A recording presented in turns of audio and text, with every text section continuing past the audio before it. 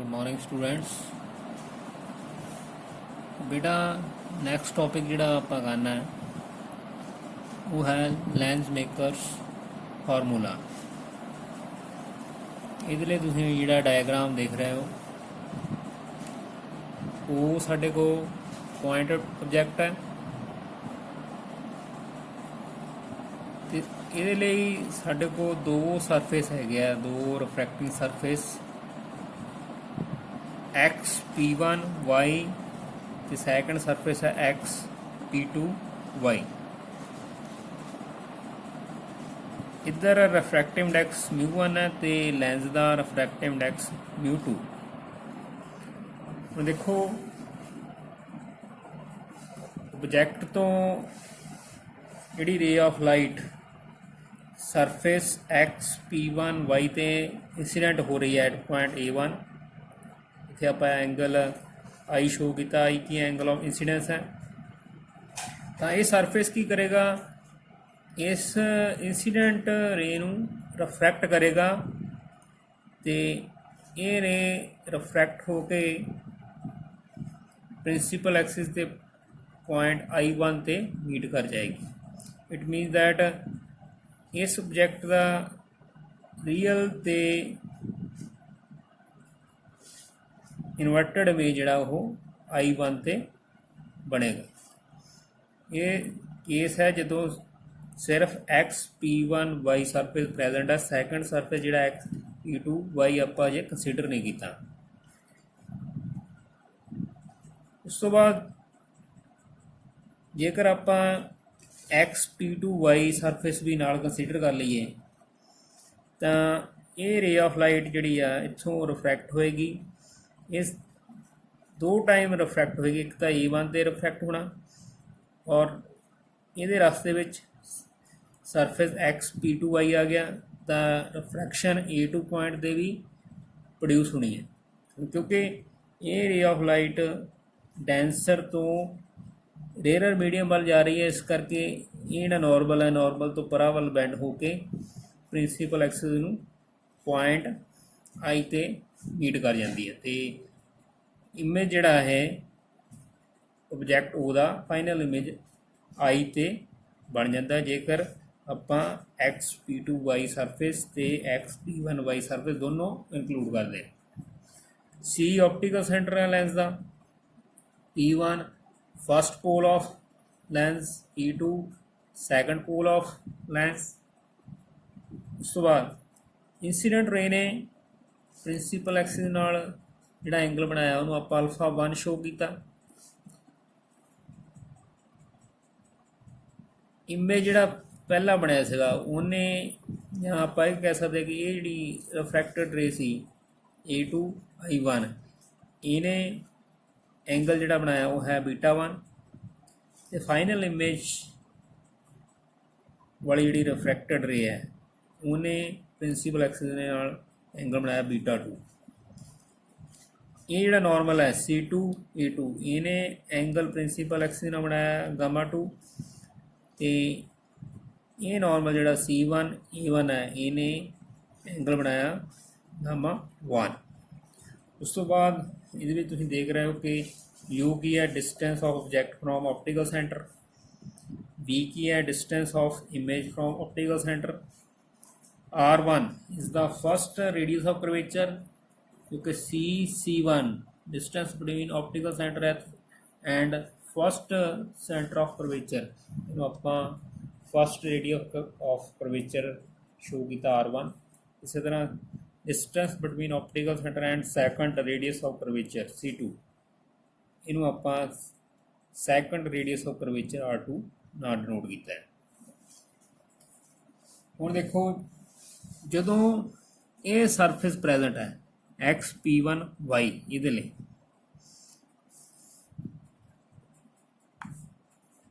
The surface x P1 Y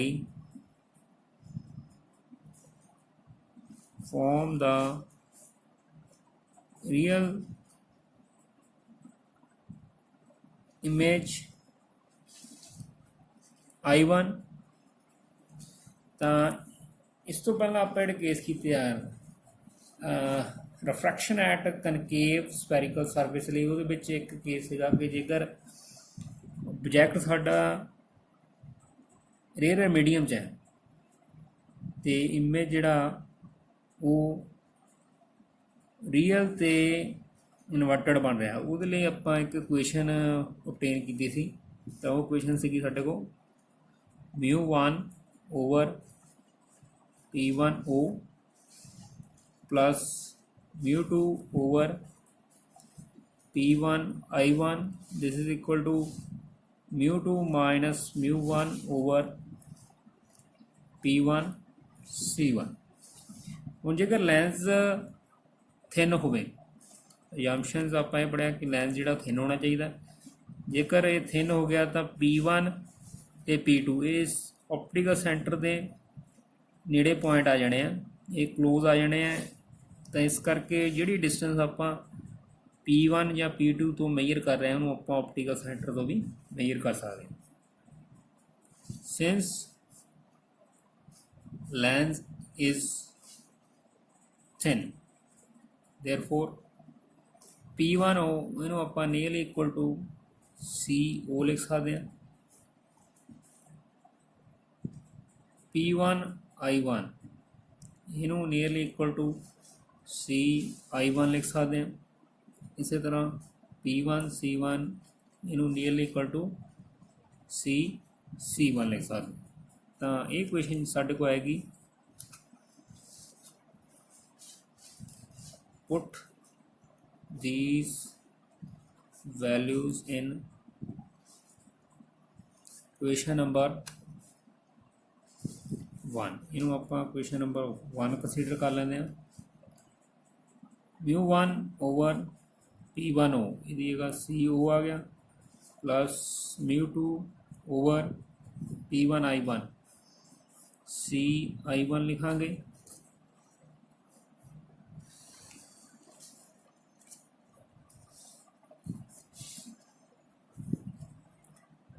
this is equal to μ2 minus μ1 over P1C1 ਇਹਦੀ ਜਗ੍ਹਾ ਆਪਾਂ C1 ਲਿਖਾਂ।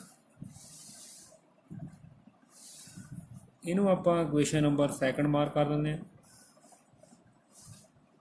ਹੁਣ ਦੇਖੋ ਜੇਕਰ ਸਰਫੇਸ XP2Y ਵੀ ਪ੍ਰੈਜ਼ੈਂਟ ਹੈ ਤਾਂ ਇਸ object the final image I ਤੇ ਪ੍ਰੋਡਿਊਸ ਹੋ ਰਿਹਾ।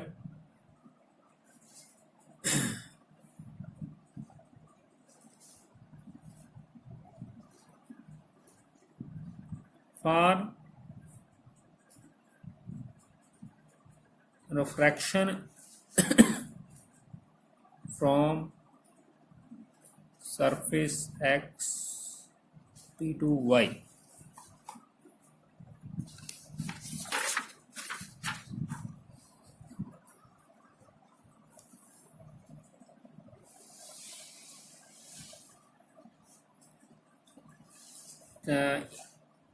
ਇਹਦੇ ਲਈ ਵੀ ਆਪਾਂ ਜਿਹੜਾ ਇੱਕ ਕੇਸ ਕੀਤਾ ਸੀਗਾ ਰਿਫਰੈਕਸ਼ਨ ਐਟ ਕਨਵੈਕਸ ਸਫੈਰੀਕਲ ਸਰਫੇਸ ਲਈ, ਉਹਦੇ ਲਈ ਇੱਕ ਇਕੁਏਸ਼ਨ ਆਈ ਸੀ, ਉਹ ਇਕੁਏਸ਼ਨ ਆਪਾਂ ਇੱਥੇ ਯੂਜ਼ ਕਰਾਂਗੇ। ਉਹ ਸੀਗੀ ਸਾਡੇ ਕੋਲ minus μ2 over P2I plus sign μ1 over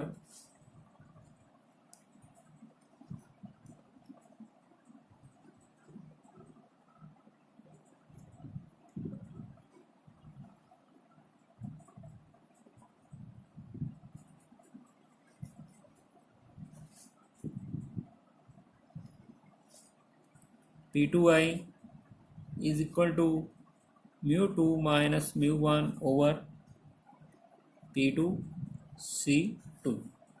जेकर लेंस थिन है, सिंस लेंस इज थिन है तो P1 P2 ਜਿਹੜੇ ਪੁਆਇੰਟ ਆ ਉਹ ਆਪਟੀਕਲ ਸੈਂਟਰ C ਦੇ क्लोज लाई करूँगे। तो इनू आप P2I नू नीयरली इक्वल टू सी आई लिख सकते हैं। इस तरह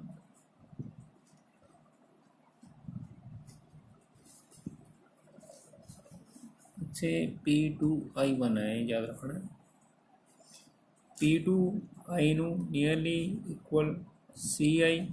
इस तरह P2C2 nearly equal to C2। ये इक्वेशन जी इनू थर्ड मार्क कर लो। Put in equation number third which put करो इनू -μ2/P2I1 इसकी जगह आप लिखांगे CI1 plus μ1/CI is equal to μ2 minus μ1/C2। तो ये इक्वेशन है इनू आप इक्वेशन नंबर 4 मार्क कर लेंगे। ਹੁਣ ਇਕੁਏਸ਼ਨ ਨੰਬਰ ਸੈਕੰਡ ਤੇ ਫੋਰਥ ਇਹਨਾਂ ਨੂੰ ਆਪਾਂ ਐਡ ਕਰਾਂਗੇ।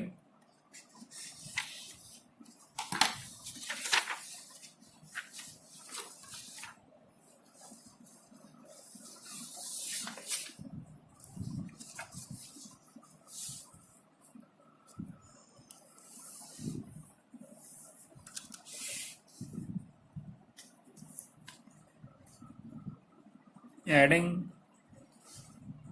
इक्वेशंस सैकंड एंड नंबर 4 जो ऐड करांगे तो इक्वेशन साढ़े को आएगी μ1/CO plus sign μ2/CI plus sign minus μ2/CI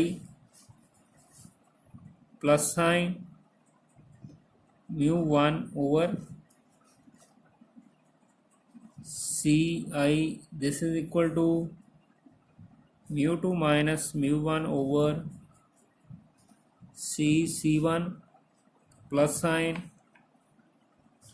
μ2 minus μ1/C2।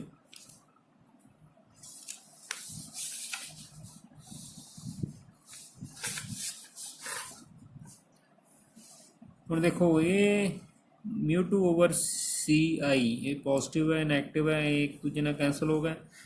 तो इक्वेशन साढ़े को आ गए μ1/CO plus sign μ1/CI। This is equal to μ2 minus μ1 इनू आप कॉमन कढ़ सकते हैं।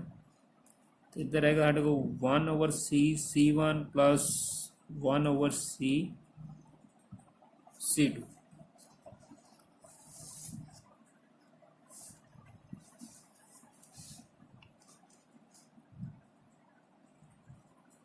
Applying new Cartesian sign conventions CO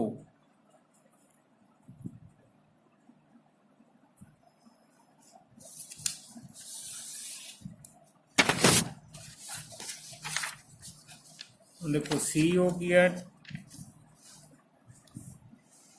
distance between optical centre and object. ठीक है, इनू आप यूनिट डिनोट किया, पर यह डिस्टेंस आप इंसीडेंट रे की डायरैक्शन तो ऑपोजिट डायरैक्शन च मेयर कर रहे हैं, क्योंकि इंसीडेंट रे की डायरैक्शन इधर है तो ऑब्जैक्ट की डिस्टेंस CO C पहला आ रहा है, वो बाद आ रहा है, इसलिए डायरैक्शन इधर हो गई। ये ऑपोजिट है, इंसीडेंट रे की डायरैक्शन तो ऑपोजिट हो गई डिस्टेंस, इसलिए इनू आप नैगेटिव पुट करांगे। इनू आप माइनस U पुट करांगे। उस तो बाद साढ़े को है CI साढ़े को है distance between image and optical centre. ये डिस्टेंस अलोंग द इंसीडेंट रे है, क्योंकि CI सी पहला आया आई बाद च आया तो डायरैक्शन इधर हो गई, इसलिए इनू आपां पॉजिटिव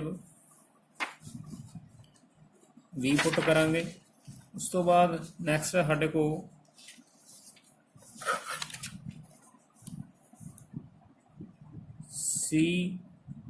C1 एक ही है डिस्टेंस बिटवीन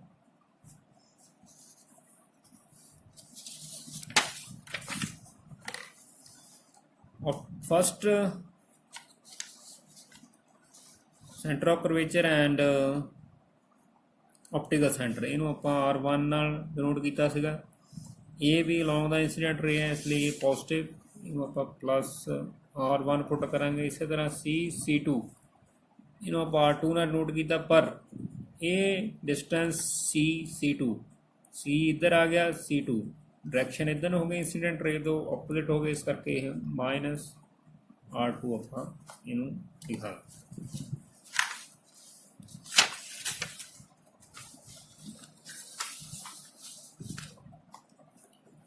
देखो इस तो बाद जिहड़ी इक्वेशन बनेगी new Cartesian sign convention apply करने तो बाद μ1 ओवर CO इनू आपां माइनस U लिखांगे, प्लस साइन μ1 ओवर CI इहदी जगह V आ गया is equal to μ2 minus μ1 1 over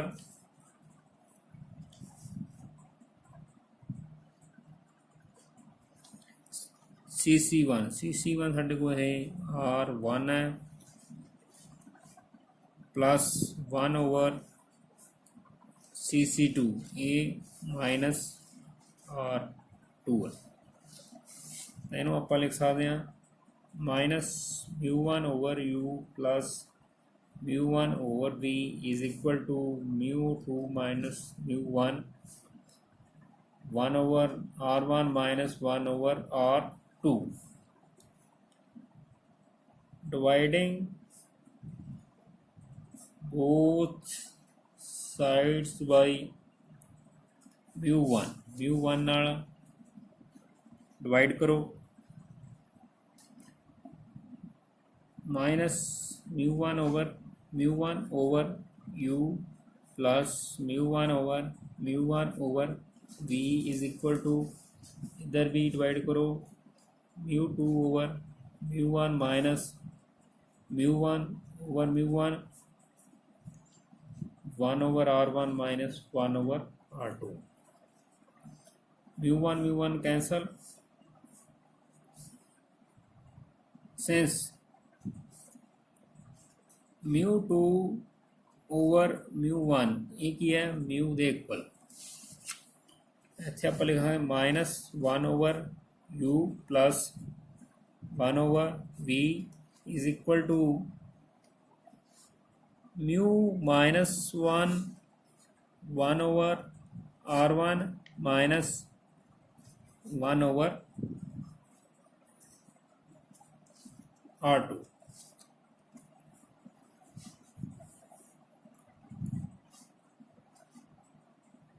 According to lens equation की है कि minus 1 over U plus 1 over V ए 1 ओवर F ਦੇ ਇਕੁਅਲ ਹੁੰਦਾ, ਤਾਂ ਇਹਨੂੰ ਆਪਾਂ ਇੱਥੇ ਯੂਜ਼ ਕਰ ਸਕਦੇ ਹਾਂ। ਇਹਨੂੰ ਨੰਬਰ 5 ਦੇ ਦਿਓ, पुट इन इक्वेशन नंबर